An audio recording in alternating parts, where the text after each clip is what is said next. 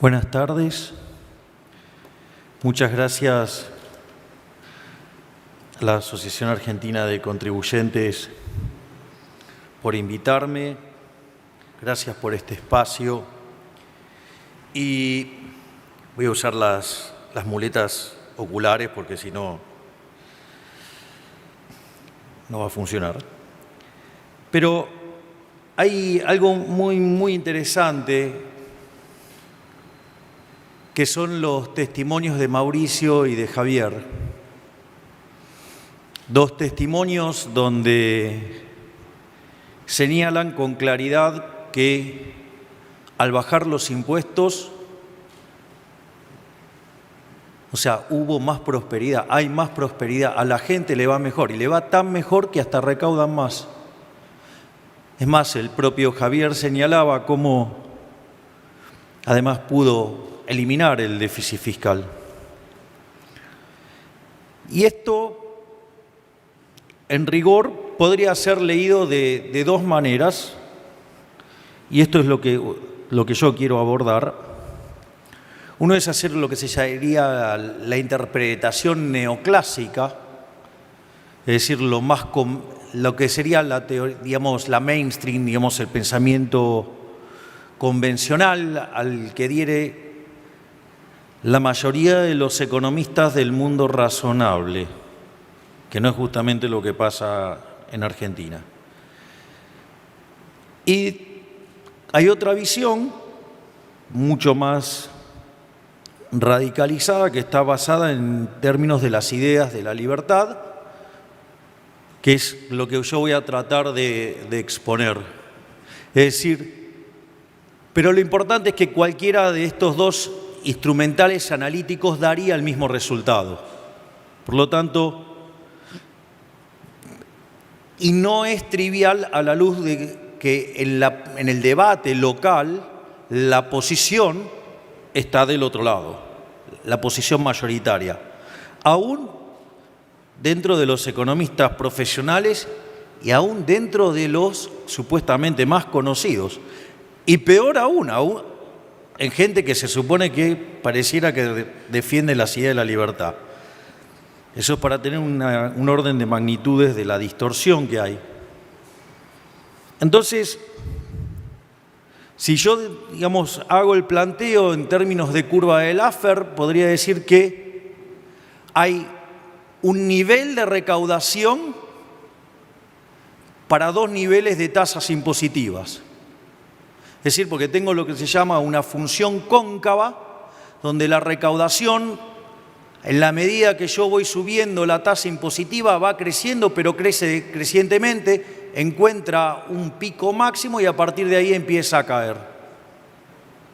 Entonces salvo en el punto máximo, hay dos niveles de tasas impositivas que arrojan el mismo nivel de recaudación.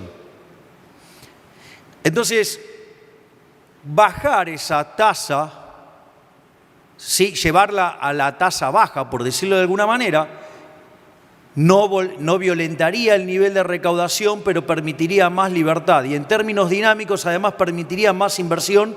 Por lo tanto, hasta en términos dinámicos, la recaudación mejora y estaría muchísimo más sólida la posición del fisco.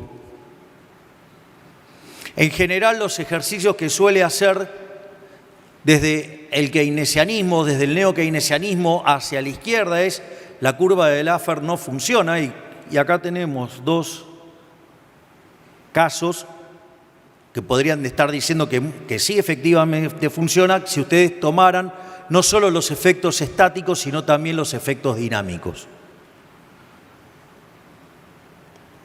De todos modos, más allá de esa visión, digo yo, es decir, eso puede ser explicado dentro del herramental neoclásico. Hay una hipótesis y una prueba que la elasticidad de la recaudación respecto a la tasa es unitaria en ese punto donde es máximo.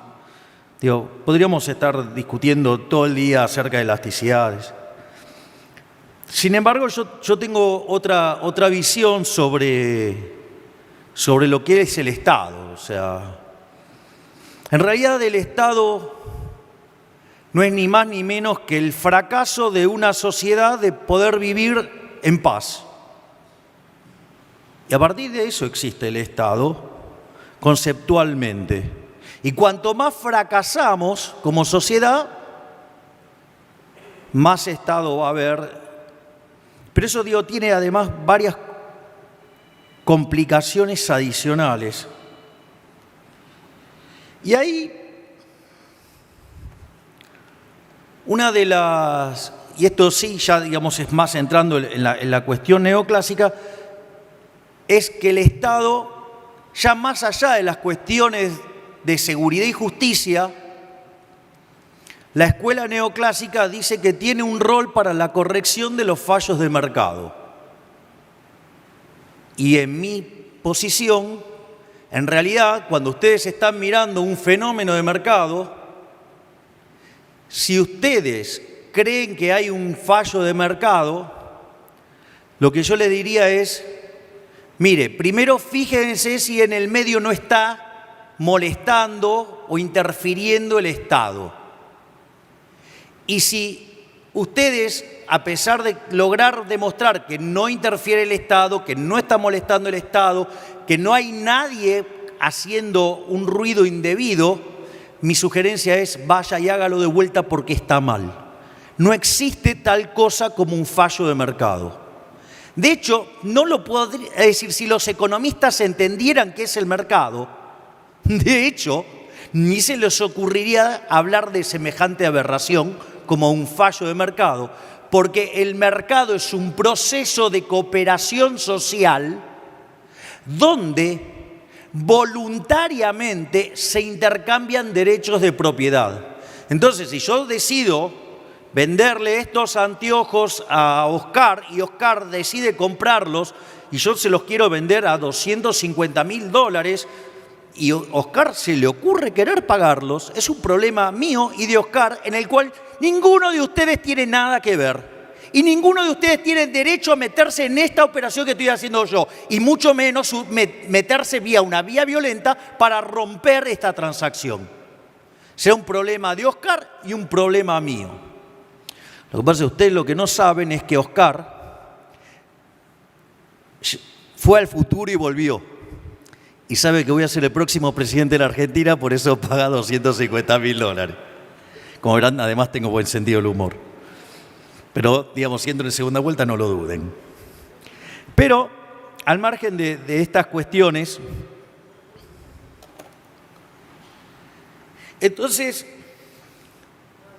¿cómo es que se sustenta esto? Bueno, una de las cosas, un artículo que me pidieron que escribiera en honor a Jesús Huerta de Soto, en una revista de economía austríaca, yo escribí un artículo que se llama Capitalismo, Socialismo y la trampa neoclásica. Y una de las cosas que muestro es que todo lo que es la visión de fallos de mercado de la teoría neoclásica está mal.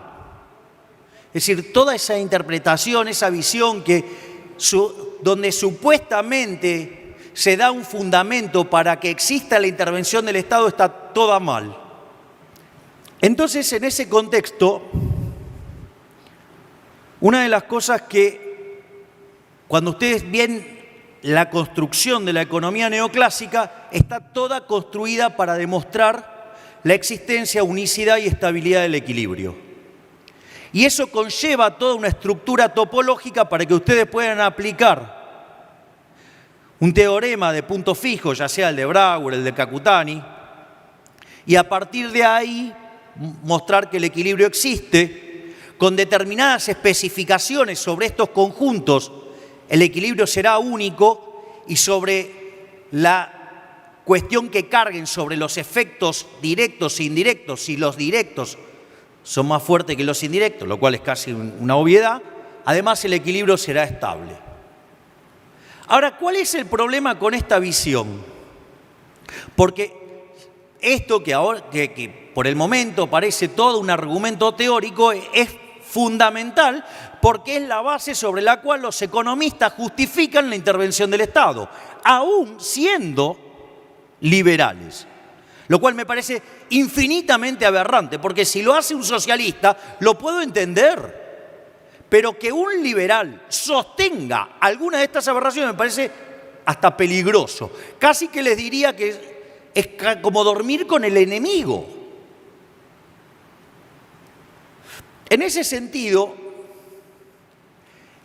la torpeza del análisis neoclásico es que aquello que no se parece a mi modelo conceptual lo llamo fallo de mercado. Cuando uno estudia y arranca la definición de modelo, modelo es una representación simplificada de la realidad. Y si mi modelo no mapea con la realidad, tengo que tirar a la basura el modelo, no enojarme con la realidad y llamarla que es un fallo. Ese es el elemento central. En este sentido, los fallos de mercado, digamos que se analiza en la teoría económica, unos son, por ejemplo, lo que se llama no convexidades. No convexidades es que existan estructuras de mercado concentrado. Es decir, la teoría microeconómica o la teoría neoclásica, es decir, llama, por ejemplo, fallo de mercado a un monopolio. Y en realidad, eso está mal. Porque tiene varios problemas, porque en realidad no considera que ustedes podrían tener otros mercados, o sea, está cerrado en la definición. Entonces yo puedo tener el monopolio de producir el auto X, sí, y también tengo el monopolio de vender los servicios de charlas de economía de Javier Milei, porque ninguno de ustedes lo pueden vender, porque los puedo vender yo porque soy el que las va a dar. Y en realidad, si yo tuviera, no sé, 10 empresas, 20 empresas, no sé, se dedican a producir, no sé, cuadernos, y aparece una que produce mejores cuadernos de mejor calidad y a un mejor precio, manda a todos los demás a la quiebra. ¿Y qué? ¿Me van a decir que después de eso están peor? Si ese, digamos, o sea, le está permitiendo que tengan un mejor bien y ahorrarse guita que además la van a poder gastar en otro montón de cosas. Es más, ese tipo no solo que está generando esos bienes de mejor calidad o mejor precio, sino que además da laburo y además, o sea, les permite tener más plata para gastarla en otro tipo de cosas. Con lo cual da laburo en otras partes de la economía. Y si el tipo agarra y la ahorra, financiará inversión en otro lugar y se creará crecimiento en otra parte de la economía. Entonces, digo, ¿cuál es el problema? El problema es que es un análisis que tiene un error que es de equilibrio parcial y además estático.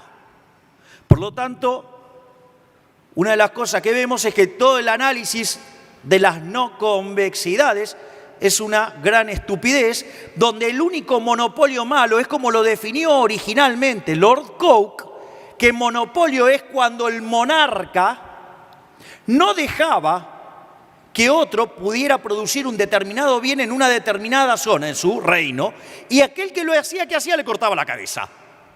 Es decir, el aparato represivo del Estado en su máxima expresión, donde se ponía de acuerdo con un empresario prebendario, llámese empresaurio, y le jodía la vida a la gente, claramente. El otro caso por el cual se suele justificar la existencia del Estado y por ende que nos cobren impuestos, yo me niego a llamar a los pagadores de impuestos contribuyentes. Definitivamente me niego. Porque llamar al pagador de impuesto contribuyente es como que el violador llame a su víctima novia. O sea, no va. Es una aberración. De hecho, los impuestos se pagan a punta de pistola, porque si ustedes no pagan los impuestos van presos. Recuerden siempre el caso de Al Capone. Lo trataron de asesino, lo trataron de narcotráfico, pero terminó yendo preso por no pagar impuestos. Es decir, la de la casta no se toca.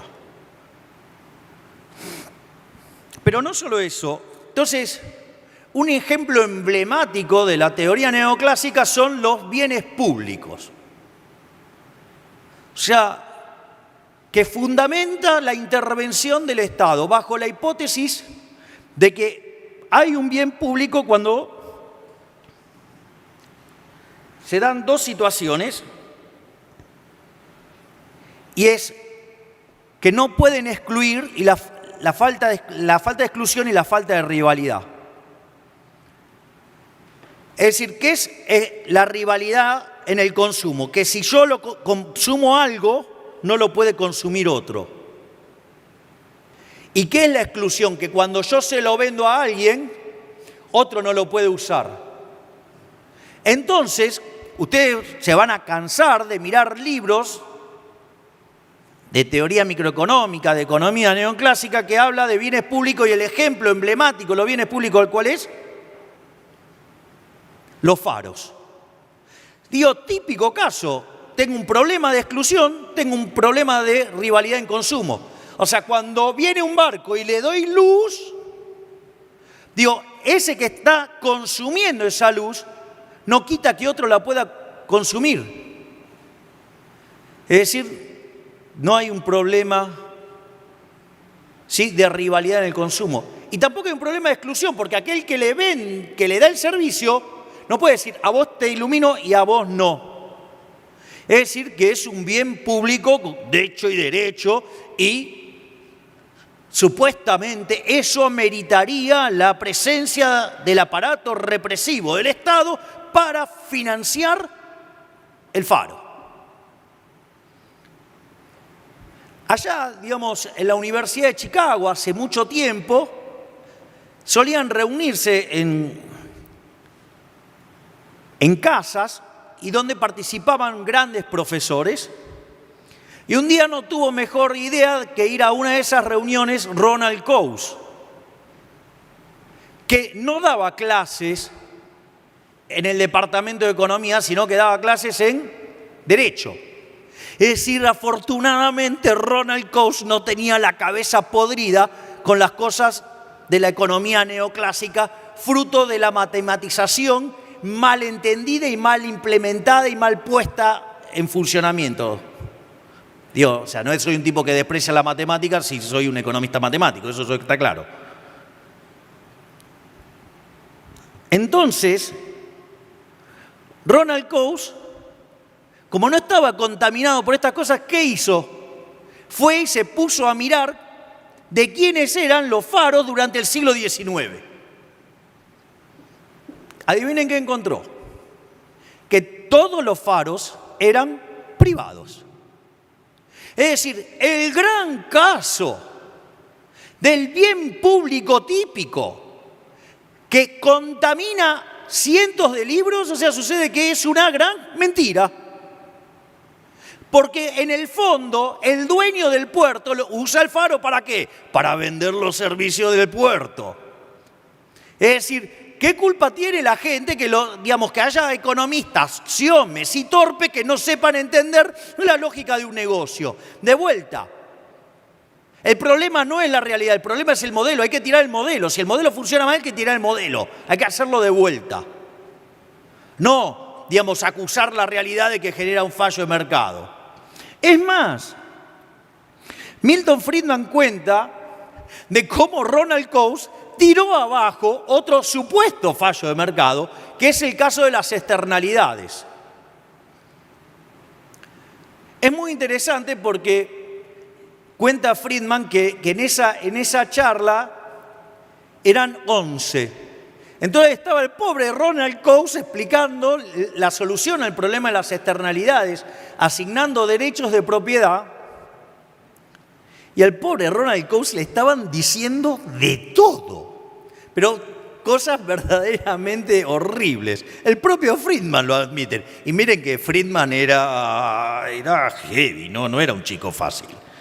Así que no me quiero ni imaginar las cosas que le habrán dicho al pobre Ronald Coase.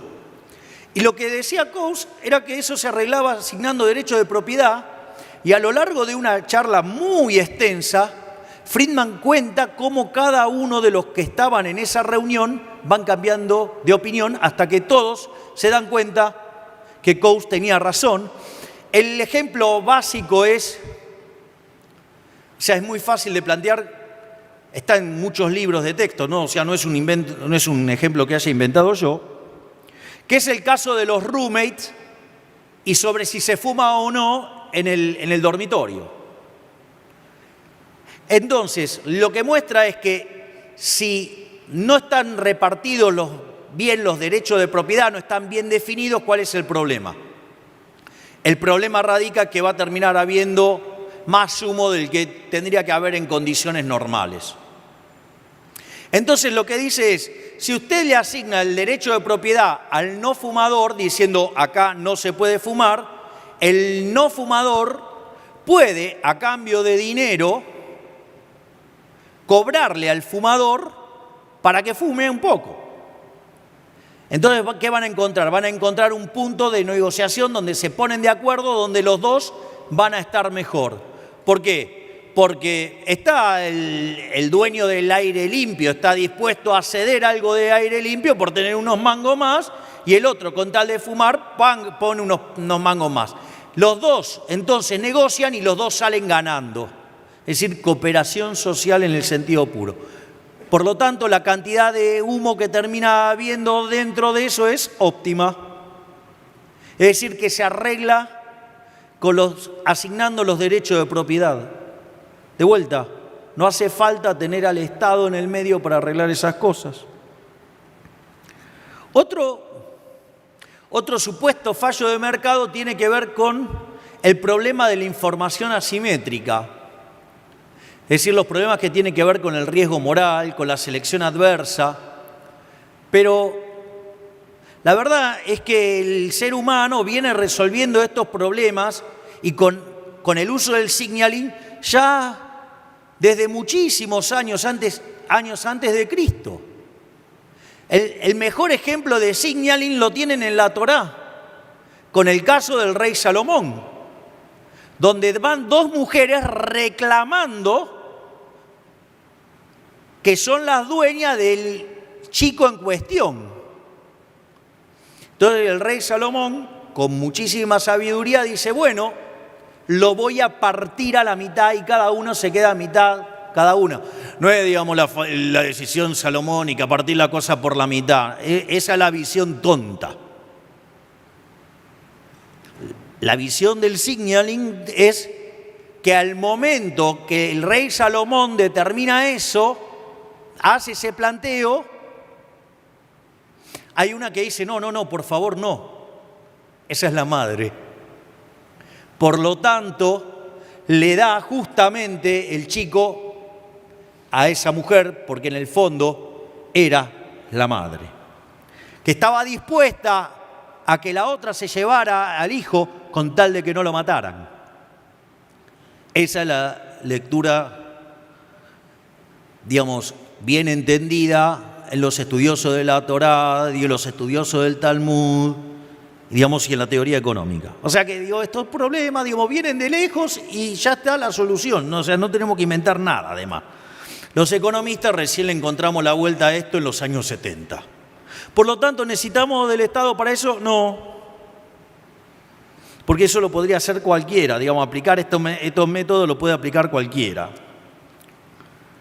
Solo nos alcanzaría con tener seguridad y justicia. Y es más, en un orden absolutamente y extremadamente liberal, también hay justicia privada. ¿O acaso cómo se creen que se arreglaban la diferencia en la época del Imperio Romano cuando los romanos comercializaban con el resto? Tenían árbitros.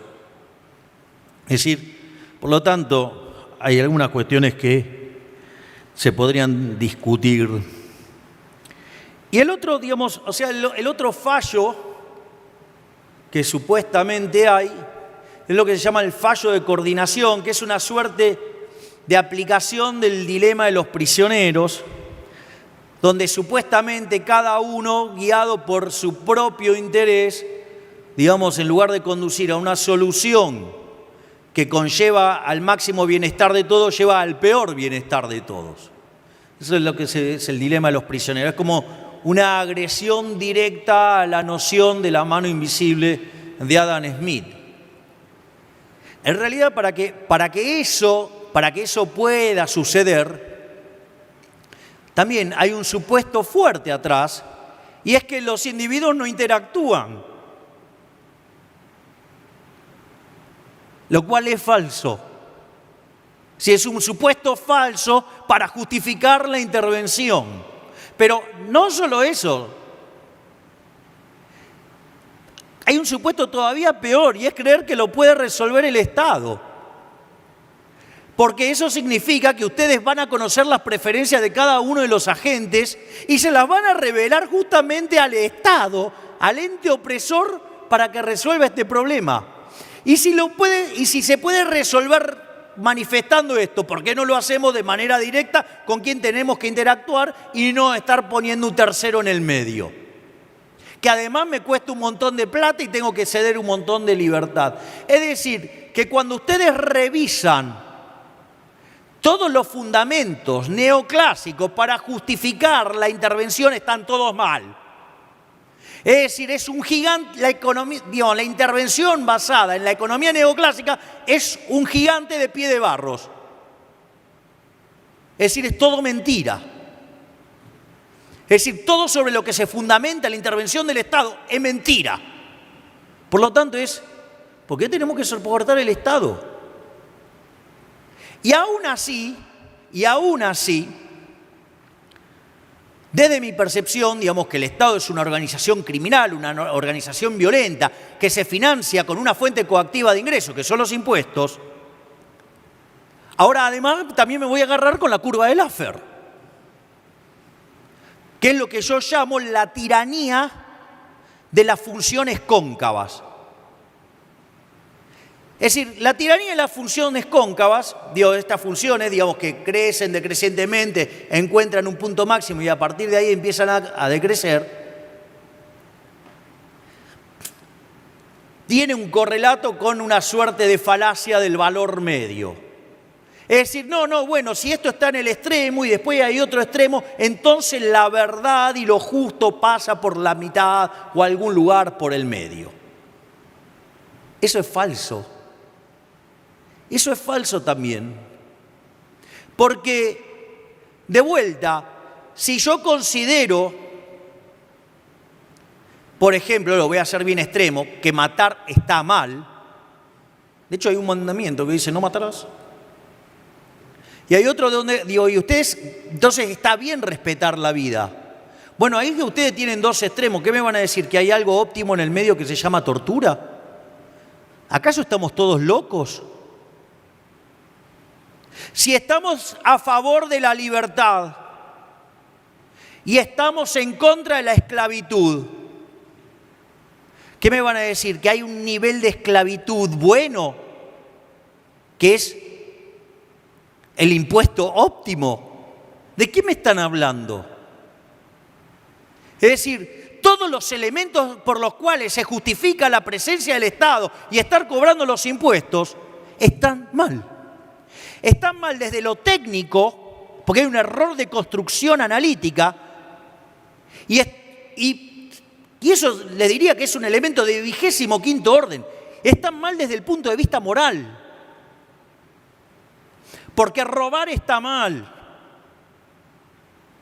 porque torturar a una persona está mal, porque quitarle su propiedad está mal, porque quitarle la libertad está mal.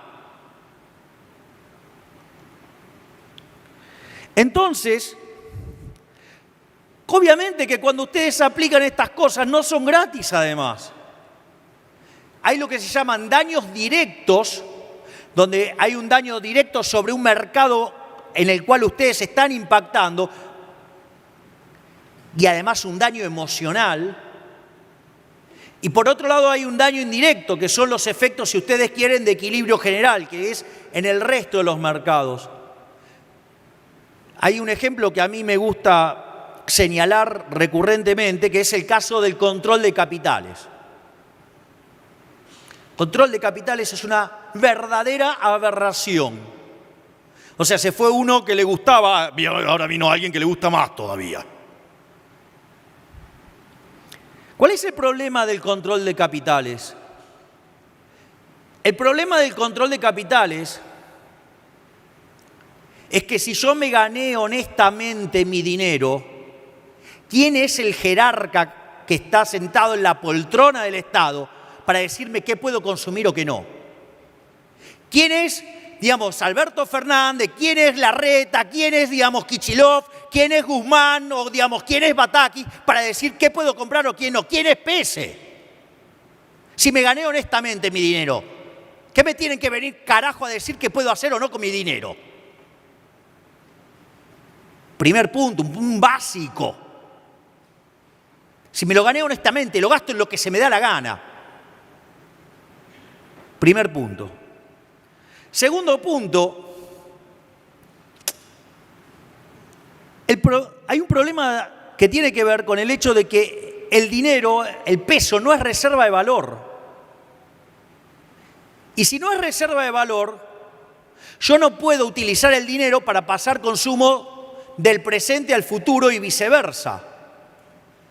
Entonces, no solo que ahora están condicionando mi conjunto presente, no solo que se están apropiando del fruto de mi trabajo, no solo que están restringiendo mi libertad, sino que además me están jodiendo mi conjunto de consumo futuro. Aquel que en el año 2001 tenía 100 pesos, tenía $100. Hoy tiene poco más de 30 centavos de dólar. Claramente no es reserva de valor. Y eso que el dólar no es ninguna maravilla. Entonces, no solo que ahora van a estar condicionando mi conjunto de consumo presente, sino que además están condicionando mi conjunto de consumo futuro. Y me están empobreciendo, están condicionando mi libertad, están condicionando mi propiedad. Y si lo hacen de manera extrema, como es el caso de Venezuela, hasta están condicionando mi capacidad para seguir viviendo. Y constituye, de hecho, los casos como los de Venezuela, un delito de lesa humanidad, tipificado en el Estatuto de Roma de 1998, artículo 7, y paradójicamente o increíblemente, inciso K.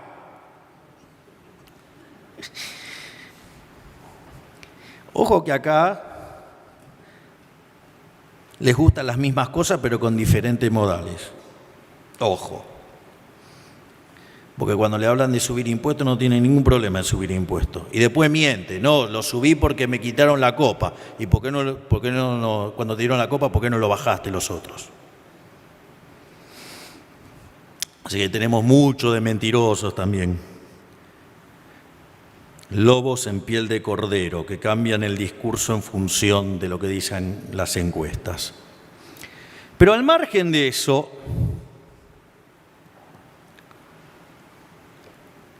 cuando yo me encuentro en esa situación, empiezo a demandar forzosamente dinero que no quiero tener. Eso en la literatura se llama sobrante monetario, money overhang. ¿Y cuál es la característica de eso? Que me aumenta la base imponible del impuesto inflacionario. Es decir, de un robo. Es decir, de un impuesto no legislado. Entonces vean la cantidad de daños que se hacen. O sea, hay daños directos porque van a impactar sobre un mercado concreto, van a tener daños emocionales, van a tener daños indirectos porque cuando ustedes fijan el tipo de cambio y tienen un bruto exceso de demanda, como tenemos ahora, ¿cuál es el problema? El problema es que ese exceso de demanda tiene como contrapartida un exceso de oferta en toda la economía. Entonces, en el mercado de bonos se me cae el precio de los bonos y me sube el riesgo país. Entonces, por ejemplo, Argentina tiene 2.500 puntos básicos de riesgo país en promedio, 4.500 en la punta corta, es decir, los bonos más cortos. Si quiero medir el riesgo país con un credit default swap, es decir, quiero un seguro por si Argentina no garpa, eso ya no opera, pero llegó a los 10.000 puntos básicos. Eso se manifiesta en altas tasas de interés. Esas tasas de interés, ¿qué hacen? Desintermedian el ahorro y la inversión, el incentivo de la gente de fugar, mientras que no hay incentivos a invertir. Y si yo no invierto, no acumulo capital. Si no acumulo capital, no solo que no genero fuentes de trabajo, sino que además tengo bajos niveles de productividad, por ende los salarios reales son miserables y como consecuencia de ello, o los pibes se van los que pertenecen a segmentos más acomodados, y los que están en los segmentos más postergados, las madres lloran porque pueden terminar muertos porque se dedican al narcotráfico o al choreo. Entonces, en ese contexto, donde además tengo 50% de pobres y 10% indigentes, me aparece un problema nuevo, y es que ahora les tengo que dar contención y entonces ahora tengo más déficit fiscal. Y entonces, ¿cómo lo financio? Si no tengo acceso al financiamiento vía deuda y si no tengo posibilidad de subir los impuestos, o sea, lo financio con emisión monetaria que se termina volviendo impuesto inflacionario. Pero lo que quiero decir es que acabamos de ver los efectos directos, los efectos indirectos, y para cerrar, es que hay que tener en cuenta que toda forma de pago de impuestos es inmoral. Porque hay algunos que dicen, no, bueno, hay déficit. Bueno, pero el déficit se tiene que pagar de alguna manera. La forma más fácil de un político de enfrentar el déficit es ¿con qué? Con deuda, que es una inmoralidad aberrante. La deuda son impuestos futuros. Son impuestos futuros. Aclaro porque cuando se votó a aprobar el financiamiento del fondo, implicaba estar tomando más deuda. Por lo tanto, tomar más deuda implica impuestos futuros. Solamente 5 votamos en contra de eso. Acá está Carolina, que también votó en contra. En ese contexto, y casi que le diría que 4 votamos en contra, 1 hubiera votado según cómo estaban las necesidades de la oposición a la luz de sus gobernadores. Pero eso es otra discusión. Al margen de eso, ¿cuál es el problema con la deuda? Que al ser impuestos futuros, la fiesta de hoy, la orgía de hoy, se la pasamos a nuestros hijos, a nuestros nietos, a nuestros bisnietos, o a gente que ni siquiera nació. Es decir, gente que no vota, gente que ni siquiera nació. ¿Ustedes se imaginan la atrocidad que sería que se vayan de joda y le pasen la cuenta a su nieto o a su hijo? ¿No les da vergüenza semejante inmoralidad? Por lo tanto, cualquier presupuesto que tenga deuda tiene que ser denostado. En cualquier instancia del gobierno. Por eso festejo a Mauricio, festejo lo de Javier, bajando impuestos y empezándole a devolver la guita y la libertad a la gente. Y lo señalo porque además no somos del mismo espacio político, pero al que hace las cosas bien hay que reconocérselo. Y por eso le reconozco a Mauricio y le reconozco a Javier lo que han hecho. Porque es por ahí, independientemente después de dónde estemos cada uno parado y lo que sea de la vida del mundo político y electoral. Ahora bien, cuando el político no puede recurrir más a la deuda, miren, en Argentina es el caso de un defolteador serial, es el máximo defolteador de la historia moderna. Pasamos a Ecuador y vamos por más. Ahora le vamos a sacar algunos cuerpos de ventaja. Al margen de que ya lo hemos pasado con la mentira del reperfilamiento, que fue un default, porque default es no pagar en tiempo y forma. Pero al margen de eso, la otra forma que recurre el político entonces es a la suba de impuestos. La suba de impuestos es una confiscación, es un robo. Supongan que ustedes tienen un proyecto. Bien, lo señaló Mauricio, lo señaló Javier. Gente que tenía para hacer un proyecto, tiene que pagar impuestos. Todavía no invirtió y paga. Si a ustedes a una empresa le bajan el flujo de fondo, no invierte más, invierte menos. Es decir, esto es muy gracioso porque la señora que está al mando de la AFIP dice, no se comprueba, digamos, que más impuestos genere menos inversión. Lo dice alguien que nunca en su vida laburó en el sector privado. Una persona que nunca puso un mango en algo, que jamás invirtió un solo fierro. Y viene y dice alegremente, es falso. Falso según quién. Los parásitos que te rodean. Entonces, al margen de eso, cuando ustedes le vean a quitar flujo de fondos a una empresa, el valor de la empresa baja, por ende invierte menos, se crean menos puestos de trabajo, ya conocemos ese círculo vicioso. Y finalmente, para terminar, que lo dejé a propósito, uno de los impuestos que más odio, que es el que deriva de la emisión monetaria. Lo que hay que comprender, no solo lo que es un impuesto no legislado y todo, el problema más grave no es el impuesto inflacionario. El robo, la estafa, la defraudación, en rigor es el señoriaje, es decir, la emisión para financiar el fisco. ¿Y por qué digo esto? Porque si ustedes emitieran estrictamente mapeado con el crecimiento de la demanda de dinero, supongan que es estable y por ende es un número constante del PBI, por ende el crecimiento del PBI, ustedes dirían, bueno, entonces el impuesto inflacionario es cero, porque no hay inflación. Y eso es ocultar la estafa, porque si yo no hubiera emitido, hubiera tenido deflación y hubiera desparramado bienestar en toda la sociedad.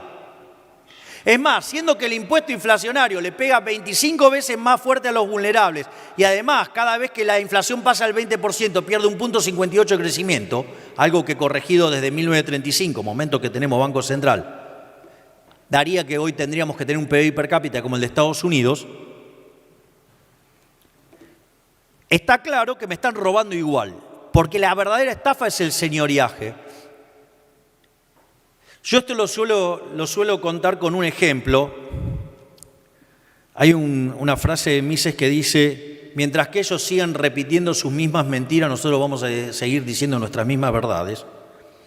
Y como nadie todavía pudo rebatir este argumento, lo voy a seguir usando hasta que alguien lo pueda rebatir. Pero en el medio va a tener que estudiar bastante teoría monetaria. Supongamos que estamos en una economía que hace transacciones en moneda de oro. Monedas de oro y todos hacemos moneda de oro. Y aparecen dos amigos míos, un físico y un químico, y descubren la forma de convertir el plástico en oro. No es oro, pero nadie se da cuenta salvo nosotros. En ese sentido empezamos a comprar los materiales y el plástico para convertirlo en oro. Si yo hago eso y tengo toda una montaña de oro guardada en mi casa, ¿cuál es el problema? ¿Cuál es el problema de la falsificación? ¿A alguien afecté su derecho a la vida? ¿A alguien le afecté la libertad? ¿A alguien le afecté la propiedad? No hice nada. Nada, si yo lo quisiera usar para decorar mi casa, es problema mío. ¿Cuál es el problema? ¿Cuál es el problema? Ninguno. Ahora, el problema radica cuando yo quiero meter ese oro falso dentro de la economía. Yo voy a hacer un ejemplo más simple. Entonces yo ahora vengo con un lingote de oro y se lo vengo a ver a Oscar y digo, ¿qué haces, Oscar? Te cambio mi lingote por tu lingote. Es raro, ¿no? Digo, ¿por qué vas a estar haciendo un intercambio de una cosa idénticamente igual a otra? Es raro. Es tan raro que Oscar, le gusta el oro, pero solo mezclado con el azul arriba y abajo. Entonces me dice, paso. Entonces yo agarro y le digo, Oscar, mirá, te doy 2 lingotes. Y Oscar, un tipo de mundo que dice, cuando la limosna es grande, hasta el santo desconfía. Obvio que es una estafa eso, pero no es tan... ¿Pero ustedes creen que van a ser tan idiotas de hacerlo así? Miren, metodológicamente hay una frase de Albert Alkian que es genial, que dice, todo lo que es óptimo, si no sería diferente. Es decir, asuman que el otro lo que está haciendo es óptimo, no es tonto, es al revés. O sea, el tipo está haciendo lo mejor que puede, porque quizá cuando incorporan las restricciones que tienen, sucede que el tipo es mucho más inteligente que ustedes, lo cual puede ser muy probable. En ese contexto, no lo digo por ustedes, lo digo por todos nosotros como algo general, digamos, ¿saben qué? A mí me rompe soberanamente la paciencia que me venga a decir cómo me tengo que atar los cordones a alguien que no está en mi zapato, cuando soy yo el que lo está cargando. En ese contexto, ¿qué es lo que hacen? Y lo empiezan a fraccionar y que lo ponen en formato de monedas y empiezan a gastarlo como monedas. Y como la gente tiene la idea de con los precios con la vieja cantidad de oro, ¿qué pasa?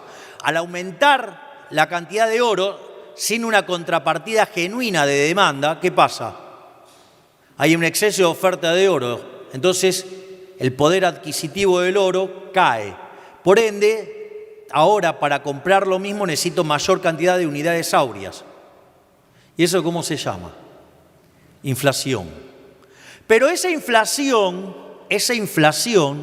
es contracara de alguien que lo estuvo emitiendo, es decir, el señoriaje. Entonces, por ejemplo, este gobierno de delincuentes, en los últimos 2 años fiscales, emitió por el equivalente de 11 puntos del PBI. Si ustedes quieren un choreo más grande que el señoriaje y 11 puntos del PBI, Alibaba y los 40 ladrones quedaron así de chiquititos. Por lo tanto, cuando uno se toma en serio el compromiso con el pagador de impuestos, me voy a seguir negando hasta el último de mis días, llamarlos contribuyentes. Ahora, no es solo que no voy a subir los impuestos, ni voy a crear nuevos impuestos y voy a trabajar para bajarlos, sino que además, cuando yo me tomo en serio este compromiso, no solo no subiría los impuestos, tampoco tomaría deuda y tampoco tomaría emisión monetaria, porque son todas formas distintas, enmascaradas de distintos tipos de impuestos, que pueden ser más o menos nocivos, pero todos son un avance sobre la propiedad y en el fondo son un avance sobre la libertad. Por eso a mí siempre me gusta recordar y señalar el caso del pueblo judío.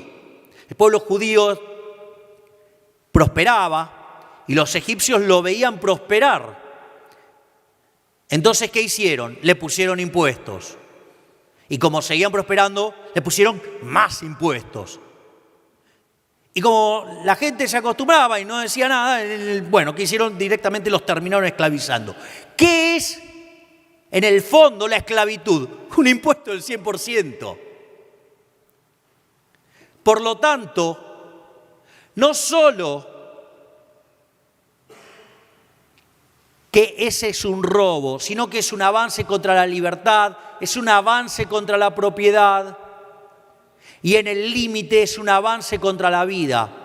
Por lo tanto, siendo liberal y considerando que el liberalismo es el respeto irrestricto del proyecto de vida, basado en el principio de no agresión y en defensa del derecho a la vida, a la libertad y a la propiedad, lo mismo que hice firmando el compromiso y que lo hice en televisión, firmando un papel en serio, no un papel de mentira, vengo hoy a reafirmar, confirmar mi compromiso con todos, que jamás voy a votar, jamás voy a mandar, jamás voy a aceptar una suba de impuestos, ya sea por impuestos que son explícitos, con impuestos que son robos y estafas como el impuesto inflacionario o como impuestos absolutamente inmorales como el caso de la deuda.